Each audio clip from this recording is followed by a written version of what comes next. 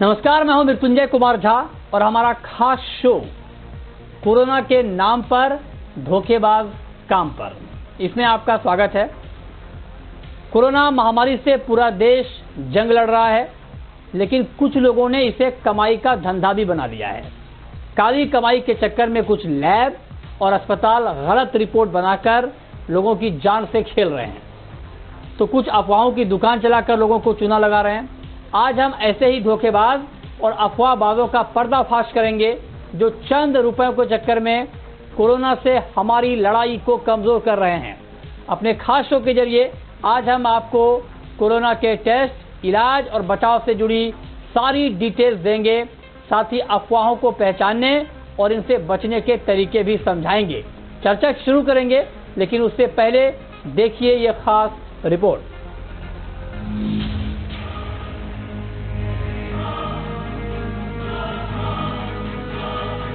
MP अजब है, सबसे गजब है। ये लाइनें तो आपने सैकड़ों बार सुनी होंगी, लेकिन मध्य प्रदेश वाकई गजब है, क्योंकि यहाँ बिना जांच किए ही लोगों की रिपोर्ट कोरोना पॉजिटिव आ रही है। मामला धार जिले के आदिवासी बहुल इलाके निसरपुर का है, जहाँ के टाना गांव के सामुदायिक स्वास्थ्य केंद्र ने 15 ऐसे लोगों को कोरोना पॉजिटिव बता दिया, जिनके सैंपल ही नहीं लिए गए थे। दरअसल प्रशासन को लंबे वक्त से धांधली की शिकायतें मिल रही थीं, जिसके बाद स्वास्थ्य विभाग की टीम से यहां 19 सैंपल इंदौर की लैब में टेस्ट के लिए भेजे गए। इनमें से सिर्फ 4 सैंपल असली थे, जबकि बाकी के 15 सैंपल पानी में डूबे थे। हैरानी तब हुई जब 19 में से 17 सैंपल पॉजिटिव पाए गए। इतनी बड़ी धांधली सामने आने के बाद हड़कंप मच गया। आनन फानन में जांच बिठाकर प्रशासन ने 2 कर्मचारियों को बर्खास्त कर दिया।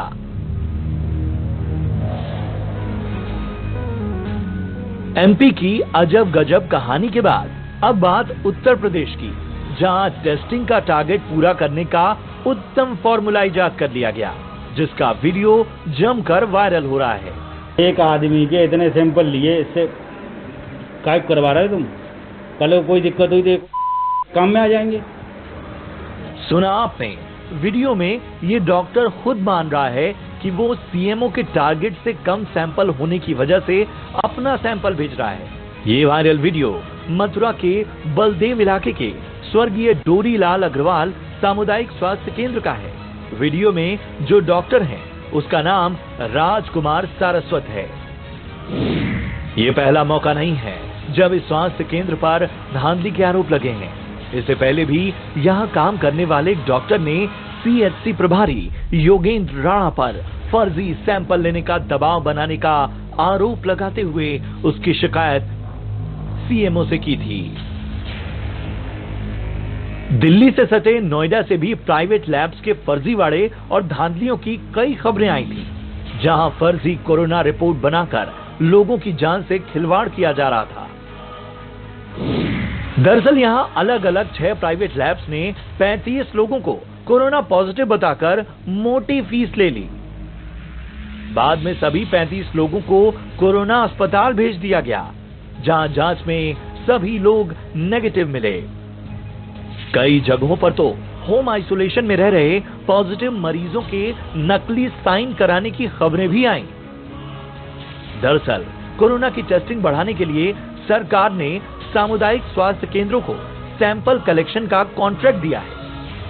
साथ ही लोगों की जांच जल्दी पूरी हो, इसलिए टारगेट सेट किया है। लेकिन कुछ धंधेबाज कोरोना महामारी की इस आपदा को अवसर में बदलकर पैसे कमाने का कोई भी मौका नहीं छोड़ रहे। ये तो वो कहानियां हैं जिनका खुलासा हो चुका है, लेकिन पूरे देश में न जाने ऐसे कितने धंधेबाज हैं जो चंद रुपयों के लालच में मासूम लोगों की जिंदगियों से खेल रहे हैं। इन फर्जीवाड़ों के अलावा भी कोरोना के नाम पर बहुत सी ऐसी अफवाहें और भ्रम फैलाए जा रहे हैं, जो कोरोना को जड़ से खत्म करने के दावे कर रहे हैं। सोशल मीडिया ऐसे वीडियो से भरा पड़ा है, जहां गोबर, गौमूत्र और गानों से कोरोना के इलाज के दावे किए जा रहे हैं।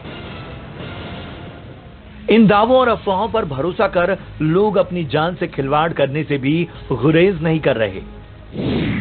इनके अलावा कई जगह अफवाह है कि कोरोना पॉजिटिव आने पर सरकार पैसे देती है, जबकि ये दावा पूरी तरह से फर्जी है। इसी तरह यूपी में कोरोना से बचाने वाले कोरोना कार्ड बिक रहे हैं, जिसे पहनने से कोरोना न होने के दावे किए जा रहे हैं, जबकि डॉक्टर्स ऐसे दावों को खारिज कर रहे हैं। शराब से कोरोना का इलाज और मृतकों की किडनी निकाल लेने के मैसेज तो आपके पास भी आए होंगे, जो पूरी तरह से गलत हैं। ये अफवाहें तो बानगी भर हैं। हम पहले भी आपको कोरोना से जुड़ी अफवाहें, भ्रम और उनकी सच्चाई बताते रहे हैं। आज एक बार फिर हम पूरी जिम्मेदारी से आपको बता रहे हैं कि कोरोना घरेलू इलाज से ठीक होने वाला नहीं है। इसलिए कोरोना का कोई भी लक्षण दिखे तो सीधे कोरोना अस्पताल जाएं और इलाज शुरू करें। अफवाहबाजों से बचें, क्योंकि ऐसे लोग कोरोना के खिलाफ चल रही हमारी और सरकार की लड़ाई को कमजोर कर रही हैं। ब्यूरो रिपोर्ट, जी मीडिया।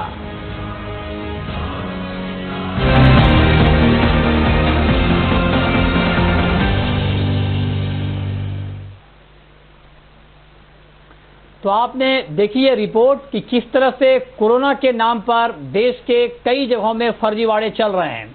इसी फर्जीवाड़े का पर्दाफाश करने के लिए आज का हमारा ये कार्यक्रम है।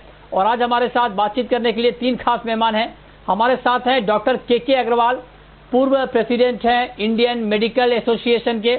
हमारे साथ प्रोफेसर बेजॉन मिश्रा हैं, हेल्थ एक्टिविस्ट हैं।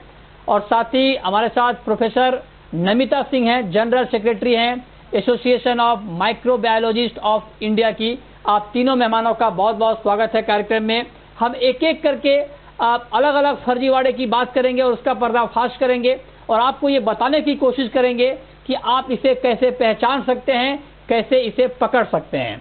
तो मेरा सबसे पहला सवाल नमिता जी आपसे होगा कि फर्जी टेस्टिंग का मामला बहुत आ रहा है सामने, और एमपी का मामला आप देख लीजिए कि वहां पर पानी लगे 15 सैंपल को पॉजिटिव बता दिया गया। फिर पैसे लेकर 35 लोगों को पॉजिटिव बताया गया। बाद में जब जांच की असली रिपोर्ट आई तो नेगेटिव पाए गए।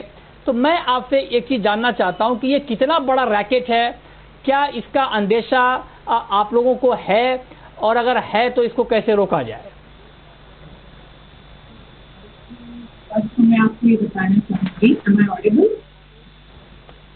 Am I audible? जी मैम, जी बताएं। मैं आपको बताना चाहूंगी कि ये फर्जीवाड़ा है या नहीं, इस पर एज ए साइंटिस्ट मेरा कोई अधिकार नहीं है बोलने का। ये तो जो है इन्वेस्टिगेशन जो भी एजेंसी है वो इस पर अपना रिपोर्ट देगी। तो जहाँ तक मैं एज ए साइंटिस्ट आपको बताना चाहूँगी कि हमारे पास प्रेजेंटली जो हम अपने हिंदुस्तान में यूज कर रहे हैं, जो मेथड यूज कर रहे हैं जिससे आपको कोरोना की पॉजिटिव है पेशेंट या नहीं, इसमें एक तो सीरोलॉजिकल टेस्ट होता है। इस टेस्ट के तहत हम पेशेंट का ब्लड लेके उसकी टेस्टिंग स्टार्ट करते हैं। तो उसकी जब टेस्टिंग करते हैं तो हमारी बॉडी में 2 तरह की एंटीबॉडीज होती हैं, प्रोटीन होते हैं, जिनसे हमें पता चलता है, जिनके लेवल से पता चलता है कि हाँ कोरोना पॉजिटिव है पेशेंट या नहीं। तो जब हम इनका पेशेंट का लेते हैं तो उसमें एक IgM और IgG 2 एंटीबॉडी हैं और इन्हीं के लेवल के बेसिस पे हम आइडेंटिफाई करते हैं। IgM जो एंटीबॉडी है वो विदिन ए वीक अपीयर होती है इन्फेक्शन के, और IgG थोड़ा सा लॉन्ग टाइम 2 वीक तक रहती है, और IgM जो है वो जैसे इन्फेक्शन होकर खत्म होता है आपकी बॉडी से वेनिश हो जाती है, और दूसरी एंटीबॉडी है वो थोड़ा लंबा टाइम तक करती है। और प्रेजेंटली अभी तक कोई ऐसा कोई टेस्ट अवेलेबल नहीं है जो आपको बता पाए कि ये जो पेशेंट है इसका ब्लड हमने लिया है ये कोरोना पॉजिटिव है और ये आगे नहीं। मैम मैं आपसे ये पूछना चाह रहा हूँ नमिता जी, मैं चूंकि आप साइंटिस्ट हैं और इसलिए मैं आपसे पहला सवाल मैंने आपसे इसलिए पूछा। मैं एक्चुअली आपसे ये जानना चाह रहा हूँ कि अगर आप आसान भाषा में हमारे दर्शकों को ये बता पाएं कि अगर मान लीजिए कोई कोरोना का मरीज है या उनको आशंका है कि कोरोना उनको हो सकता है, जब उनकी जांच हो तो उनकी जो जांच की जो सैंपलिंग हुई है, जो सैंपल लिए गए हैं, अगर 2-3 ऐसी मोटी मोटी कोई बात हो जिससे हम ये पकड़ पाएं कि जो हमारी सैंपलिंग हुई है, जो सैंपल लिए गए हैं उसका तरीका ठीक है और ये यही तरीका है जो ओरिजिनल जांच होती है उसकी, और अगर उसमें थोड़ा डेविएशन हो, ऊपर नीचे हो, तो हम पकड़ लें कि हो सकता है कि फर्जीवाड़ा भी हो रहा हो, ऐसा कुछ है क्या? मतलब सैंपलिंग का ओरिजिनल तरीका, साइंटिफिक तरीका क्या है, मैं ये जानना चाहता हूँ आपसे। साइंटिफिक तरीका मैं आपको नहीं बताना चाहूंगी। जो सीरोलॉजिकल टेस्ट है उसमें ब्लड सैंपल यदि पेशेंट का लिया जाता है और ब्लड सेटिंग पे ऑन साइट आपको चेक करके बताते हैं। एक स्ट्रिप होती है, उसके ऊपर आपका ब्लड रखा जाता है, वहाँ करके करके यदि 3 लाइन आपकी आती है तो आप पॉजिटिव माने जाते हैं। 2 लाइन आती है, पहली 2 लाइन आपको अपेयर होती है तो भी आपको माना जाता है पॉजिटिव। लेकिन ये जो मैथड है ये पूरी तरह से 100% पॉजिटिव नहीं बोल सकते। आपको 100% आप नहीं बोल सकते कि इंफेक्शन की स्टेज में है, कब उस पेशेंट को हुआ है, होके वो ठीक हो जाता है जब भी आपका एक जो है लेवल आपको शो करेगा ही, उसको आप ये नहीं बोल सकते कि आप कोरोना पॉजिटिव हैं। और यदि थर्ड लाइन केवल 1 लाइन अपेयर होती है, जो तीसरे नंबर पर होती है कंट्रोल, वो यदि 1 लाइन अपेयर होती है तो उसमें ये माना जाता है कि आपको कोई किसी भी तरह का इन्फेक्शन नहीं है। और अभी तक जो लेवल है या वैक्सीन डेवलपमेंट में भी यही प्रॉब्लम है कि हमने अभी तक कितना रेस करके क्या डिवीजन करके हायर लेवल है, इम्यून है या लेस इम्यून है या उसमें इम्यूनिटी है ही। और ये जो टेस्ट इम्यूनिटी के बेस पे होता है, यदि स्ट्रॉन्ग इम्यूनिटी है पर्सनली तो उसके अंदर ये टेस्ट आप जब करते हैं तो उसके रिजल्ट पॉजिटिव आएंगे। ठीक है मैम, ठीक है, आपने जी आपने बताया अच्छे से। मैं आऊँगा आपके पास, दोबारा आऊँगा। प्रोफेसर बेजोल मिश्रा जी, मैं आपसे जानना चाहता हूं कि अलग अलग तरह के फ्रॉड हो रहे हैं। एक तो ये गलत सैंपलिंग हो रही है और रिपोर्ट गलत दी जा रही है, और अभी मथुरा का एक मामला सामने आया जहां पर टारगेट पूरा करने के लिए फर्जी सैंपलिंग हुई। आपको क्या लगता है कितना बड़ा मुद्दा है? क्योंकि अगर इस तरह से होगा तो फिर ना तो हम एक्चुअल आंकड़े जान पाएंगे, और अगर हम एक्चुअल आंकड़े नहीं जान पाएंगे तो फिर उसको कंट्रोल करने के उपाय कैसे होंगे? मृत्युंजय जी, पहले तो हम आप लोगों को सबको जी बिजनेस को बधाई देना चाहता हूं कि आपने इसको एक्सपोज किया। किसी आम आदमी को शिक्षित करने के लिए यही एक रास्ता है कि हम लोग सब उनको बताएं क्या सही रास्ता होना चाहिए। और हम समझते हैं कि जब आप तक इस बात को पहुंच पा रहे हैं, आप लोग पकड़ पा रहे हैं, तो तंत्र क्यों नहीं पकड़ पा रहा है? जो सरकारी तंत्र है मध्य प्रदेश में, यूपी में, दिल्ली में, उन लोग इस बात को क्यों नहीं पकड़ पाए? उन लोग क्यों जड़ तक नहीं गए और उनको क्यों नहीं पकड़े? इन डॉक्टर्स को जो लोग फर्जी सैंपलिंग कर रहे हैं या उस लेबोरेटरी को जो फर्जी रिपोर्ट्स दे रहे हैं, उन पर एक्शन क्यों नहीं हो रहा है? ये हमको नहीं समझ में आ रहा है। आज दिल्ली में आई थिंक 27 लेबोरेटरी है जो एक्रीडेड है कोरोना सैंपलिंग करने, टेस्टिंग करने के लिए, जिसमें करीब 14 प्राइवेट में है और 13 गवर्नमेंट में है। हर व्यक्ति दिल्ली को पता लगना चाहिए कि ये लेबोरेटरी कौन है, कहाँ पर है, किस जगह पे है, कैसे हम सैंपलिंग, हमारा सैंपल वहां पहुंचा कि नहीं। क्योंकि कई फर्जी एजेंट्स घूम रहे हैं जो कह रहे हैं कि हम एक्रीडेड है, हम क्वालिफाइड है, हम आपका सैंपल टेस्ट कर सकते हैं, लेकिन वो लोग कहाँ जाकर क्या टेस्ट करके क्या रिपोर्ट दे रहे हैं। तो आज के दिन में ये सारे जो 27 लेबोरेटरीज जो दिल्ली में है, उनका रिपोर्ट पब्लिकली आनी चाहिए कि उन लोग आज कितना नंबर से कितना नंबर टेस्टिंग किया, और ताकि सिटीजन जिनका सैंपल गया जिस लेबोरेटरी में, वो ये चेक कर सके कि हमारा नंबर उस नंबर से मिल रहा है कि नहीं, हमारा सैंपल एक्चुअली वहाँ उस लेबोरेटरी में पहुंचा है कि नहीं, और वहां से रिपोर्ट मिल रहा है कि नहीं। ये जानना जरूरी है। ट्रैकिंग एंड ट्रेसिंग जिसको हम लोग कहते हैं, ये कोई बहुत बड़ी रॉकेट साइंस नहीं है। आज के दिन में आईटी टेक्नोलॉजी में ये पकड़ सकते हैं कि किसकी सैंपल कहाँ से लिया गया, कितने बजे लिया गया, और उसको किस लेबोरेटरी में भेजा गया, किस लेबोरेटरी में जांच हुए, किस लेबोरेटरी से रिपोर्ट बने, किस डॉक्टर ने या कुछ तो कौन से माइक्रोबायोलॉजिस्ट ने उस रिपोर्ट को लिखे। किसी ये सारे चीज मृत्युंजय जी, ये हम लोग पकड़ सकते हैं जड़ से। लेकिन आप जब तक वो चोर को नहीं पकड़ेंगे, वो फर्जी लोगों को नहीं पकड़ेंगे, तब तक ये चलते रहेगा और हम लोग एक्सपोज करते रहेंगे। और आप लोग ठीक बात है, ठीक बात है। आपने जी बिल्कुल सर, आपने बहुत सही बात कही, और हमारा मकसद भी यही है कि इस फर्जीवाड़े का पर्दाफाश किया जाए, क्योंकि अल्टीमेटली ये लोगों की जान से जुड़ी हुई खबर है। लोगों का जान का मसला है, लिहाजा हमें ये हमारी जिम्मेदारी है कि हम ऐसे मामले को एक्सपोज करें। अब डॉक्टर के अग्रवाल जी, मैं आपके पास आना चाहता हूं। मेरा सिंपल सवाल है सर, क्योंकि हम बहुत टेक्निकलिटीज में नहीं जाएंगे, लेकिन मान लीजिए एक आम आदमी कैसे ये समझे कि जो उनकी जांच हुई है ठीक जांच हुई है, जो रिपोर्ट आई है वो ठीक रिपोर्ट आई है, या इसको आप दूसरी तरह से ऐसे कह लें कि जब मैं या हमारे जैसे कुछ और लोग इनको इस बात की आशंका हो कि कुछ हुआ है कोरोना को लेकर के, वो जांच कराने जाए, तो जांच जब घर से निकलकर अस्पताल में जाए, लैब में जाए, तो किन किन बातों को परखे और देखे और उसके आधार पर ये तय करे कि ये जांच की प्रक्रिया ठीक है, फर्जी नहीं है? तो दो प्रकार के लोग होंगे। पहला होगा जिसको सिम्टम्स नहीं है, दूसरा होगा जिसको सिम्टम्स है। जब ये लेबोरेटरी में जाएंगे तो जो सैंपल लेगा उसने पूरा पीपीई किट पहना होगा। अगर वो पूरा पीपीई किट बिना पहने सैंपल ले रहा है तो वो रिकॉग्नाइज्ड सेंटर नहीं है। वो आदमी आएगा पूरा पीपीई किट पहन के। अगर वो आरटीपीसीआर कर रहा है तो 2 स्वाब लेगा, आपकी नाक से लेगा और आपके मुंह से लेगा और अंदर तक जाके लेगा और अंदर जाके उसको घुमाएगा, और उसका इतना घुमाएगा हो सकता है आपको खांसी या छींक आ जाए उसके बाद। अगर वो आपका रैपिड टेस्ट कर रहा है तो मुंह का सैंपल लेगा सिर्फ, वो नाक का सैंपल नहीं लेगा। और आजकल अगर वो एंटीबॉडी टेस्ट कर रहा है तो आपका खून का टेस्ट लेगा। उसके बाद में वो आपको, उसके पहले उसे जब वो आपका सैंपल ले लेगा तो उसके बाद में आपको रिपोर्ट मिलेगी। रिपोर्ट के ऊपर में लिखा होता है आईसीएमआर का नंबर, कि किस नंबर से उनका आईसीएमआर का रिकॉग्नाइज सेंटर है और एनएबीएल का रिकॉग्नाइज सेंटर क्या है। अभी एनएबीएल का रिकॉग्निशन रैपिड टेस्ट के लिए उन्होंने बोला है कि दूसरे लोग भी कर सकते हैं, या एंटीबॉडी टेस्ट दूसरे लोग भी कर सकते हैं, बट आरटीपीसीआर टेस्ट के लिए अभी भी एनएबीएल रिकॉग्नाइज लेबोरेटरीज है।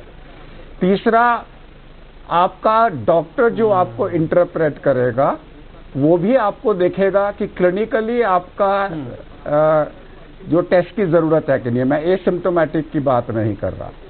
Now coming back to report contamination के अंदर में एरर्स कहाँ पर हो सकती हैं, एरर्स कहाँ पर हो सकती हैं। ना पॉजिटिव टेस्ट का नेगेटिव होना खतरनाक चीज है, क्योंकि false negative we can understand. False negative का मतलब है कि वायरल का सैंपल ठीक नहीं लिया, वायरस का लोड कम था, आप अंदर तक नहीं गए, आपने बाहर से ले लिया, तो वायरस है लेकिन वायरस नेगेटिव आया। ये 35% लोगों में आरटीपीसीआर में हो सकता है। ऐसी सिचुएशन में हम कहते हैं दोबारा कराओ। भारत की पॉलिसी भी यही है कि अगर आपको शक है और नेगेटिव आए तो दूसरा टेस्ट कराओ। लेकिन अगर आप पॉजिटिव बोल रहे हो और वो 24 घंटे में नेगेटिव निकल रहा है और 14 सैंपल इकट्ठे एक ही बारी में नेगेटिव आ रहे हैं, तो that is a matter of concern. Negative कब आएगा? या तो आपने टेस्ट किया ही नहीं और पॉजिटिव लिख दिया, या फिर आपका सैंपल बदल दिया। आपका जो है इतना सारा लोड है कि 2 गीता थी और आपने गीता की रिपोर्ट एक्सचेंज कर दी, या आपकी ट्यूब एक्सचेंज हो गई, या कंटामिनेशन हो गया, या आपका रिएजेंट ठीक नहीं था। वो आपका स्टैंडर्ड आएगा। अगर लेबोरेटरी में स्टैंडर्ड नहीं है, ठीक बात है, एक स्टैंडर्ड लेबोरेटरी में फॉल्स पॉजिटिव नहीं आ सकता। सो अगर आपका स्टैंडर्ड खराब है, ये आपने बहुत ही बारीक बात बताई है सर। फॉल्ट है। हाँ, मैं आऊंगा सर। और इसके बाद जी, अगर ये आपने बहुत डिटेल में समझाया कि कैसे आप पकड़ सकते हैं। Fraud is a criminal offence, fraud is a criminal offence, और गलती इज ए सिविल मिसकंडक्ट। अगर आपकी लैब स्टैंडर्ड की नहीं है, वो लेकिन फ्रॉड हो रहे हैं सर, बेसिकली मिसकंडक्ट है। लेकिन जानबूझ के आपने किया, वो क्रिमिनल फ्रॉड है। हाँ, ठीक बात। क्योंकि यहाँ पे टारगेट दिए जा रहे हैं, तो उस टारगेट को मीट करने के चक्कर में नकली रिपोर्ट यहाँ पर बताई जा रही है, दी जा रही है, और जिससे ये पूरा खेल बढ़ता जा रहा है। छोटा सा ब्रेक लेंगे, लेकिन ब्रेक के बाद फर्जीवाड़े का जो ये खेल यही खत्म नहीं हो रहा है। फर्जीवाड़े का ये खेल नकली रिपोर्ट, नकली टेस्टिंग से बढ़कर अफवाहों तक फैला हुआ है। किस तरह के अफवाह हैं और उन अफवाहों को लेकर सच्चाई क्या है, ये हम आपको बताएंगे ब्रेक के बाद। आप बने रहिए हमारे साथ।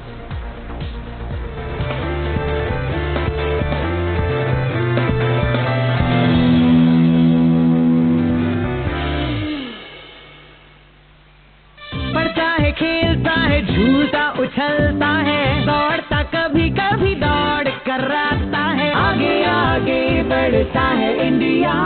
अमूल दूध पीता है India. Angel Broking Limited, one of the largest retail broking houses in India in terms of active clients on NSE as of June 30th, 2020, according to CRISIL report, providing amongst others broking and advisory services, margin funding and financial products distribution. Now makes an initial public issue of equity shares of 10 rupees each for cash at a premium. The 100% book building issue is being offered in a price band of 305 rupees to 306 rupees per equity share. The Angel Broking issue bid opens on September 22nd, closes September 24th, 2020. For the section entitled Risk Factors and Other Details, please refer to the red herring prospectus dated September 15, 2020. Read with the corrigendum dated September 17, 2020. ये गर्मा गर्मी धक्का मधक्की प्यास एक है सबकी tension का शौ हटा और एक बात में झटक जा हमारा कोल्ड ड्रिंक हमारा कोल्ड ड्रिंक हमारा कोल्ड ड्रिंक अमूल लस्सी हमारा कोल्ड ड्रिंक।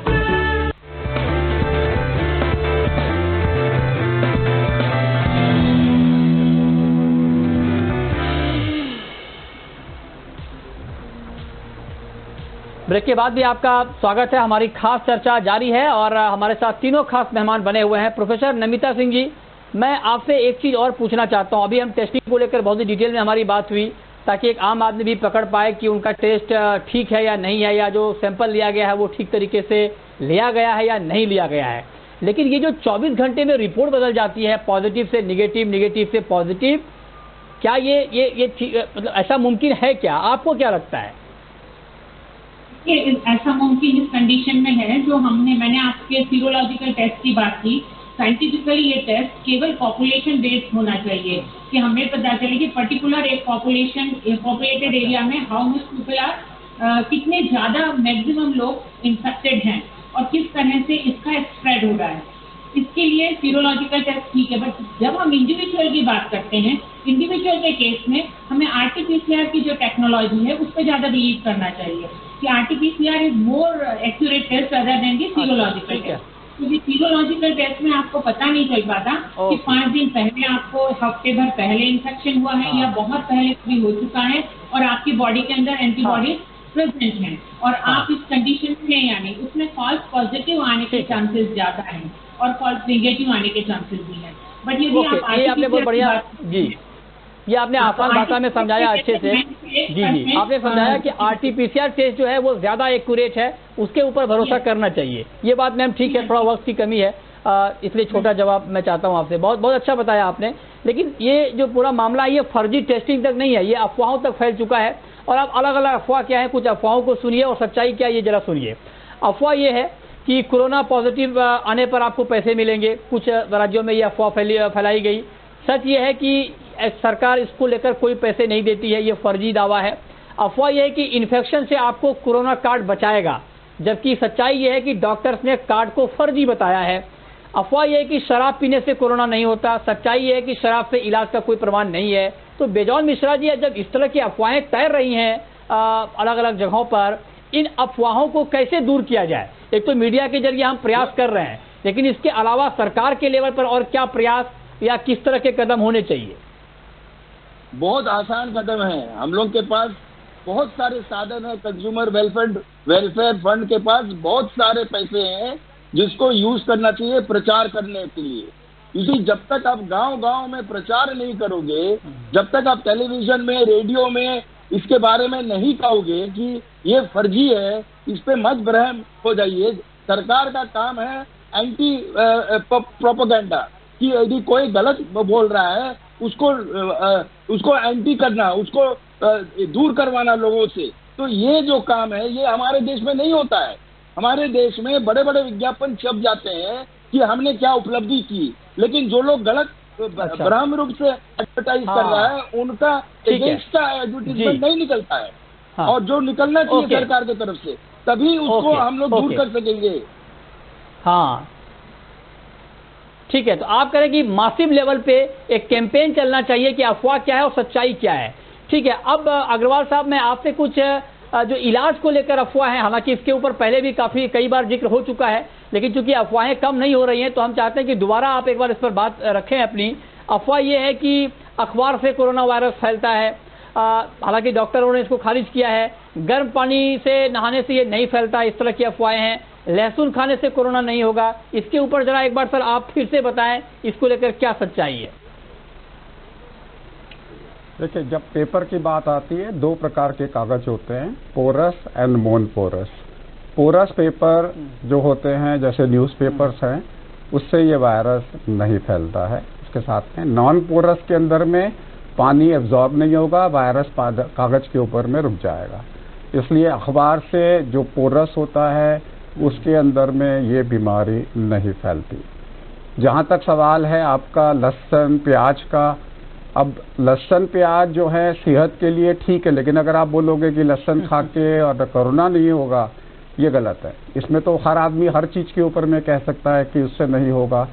ये वायरस तो किसी से भी होगा, कोई भी इम्यूनिटी वायरस को अंदर घुसने से नहीं रोक सकती। अंदर घुसने के बाद में अगर आपकी इम्यूनिटी अच्छी है तो इन्फेक्शन माइल्ड होगा, इम्यूनिटी कम है तो इन्फेक्शन आपका मॉडरेट होगा। दूसरा क्या था आपका? दूसरा बीच में जो आपने पूछा था, दूसरा सर यही था, एक अखबार वाली बात है और एक है गर्म पानी से नहाने से ये नहीं फैलता है। हाँ, गर्म पानी से लोग क्या है, अब लोग काढ़ा पी रहे हैं, पीजिए, जरूर पीजिए, लेकिन हर आधा घंटे में उबलता हुआ काढ़ा तो नहीं बोला गया ना। वहाँ पे लिखा है वार्म वाटर। वार्म मतलब ल्यूक वार्म, उबलता हुआ पानी नहीं। लोग हर आधा घंटे में उबलता हुआ पानी पी रहे हैं। लोग हर आधा घंटे में, अगर आपको स्टीम से वायरस को रोकना है तो 24 घंटे 24x7 स्टीम में बैठे रहिए। पॉसिबल है क्या? सो ऐसी सारी चीजें जो गलत हैं उसके पास बच जाइए, तर्क पे जाइए। तर्क ये है कि वायरस स्टीम में मर जाएगा, लेकिन आप क्या जब किसी से मीटिंग करने होटल में जा रहे हैं तो स्टीम लेंगे क्या उस समय पे? बिल्कुल ठीक बात है, ठीक बात।